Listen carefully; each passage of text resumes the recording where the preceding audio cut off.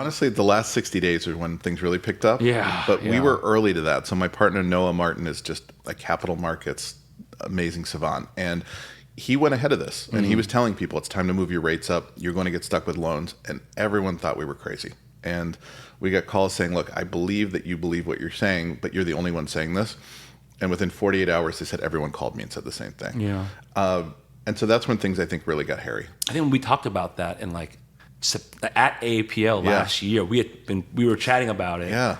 And no one else was. You're right. And I remember we had to do the end of the year next year outlook. Right. And it was so hard. Yeah. Well, everyone else in the office, all the other partners were like talking about like they were trying to be positive. I was just like, dude. Yeah. No, there are too many things that were lining up for this. Yeah. And so what we tried to line up with our lenders was just to be basically aligned between Wall Street, between them, and not everyone was going to get on board. We've had one investor out of many that pulled back and said, I want to pause.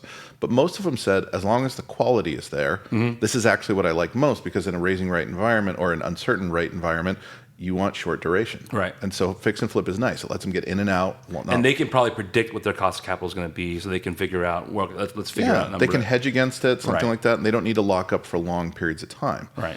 And so we did that, and then we've been going back to our lenders saying, okay, some things are going to be gone from the box for a while, or they're going to be really small. For example, ground-up construction. That one's going to be tough to do for a while. This is where people in 08 got burned, where they got lots that were basically half done. Well, I mean, I'll tell you, it's still very active right now. Yeah. And a lot of people are searching to sell it, right? But I mean, that means you guys tightened that up pretty early then, right? Yeah, really, our buyers basically have come back and said this needs to be a smaller pool of what we buy. Okay. And so at the end of the day, that's going to ripple down all the way.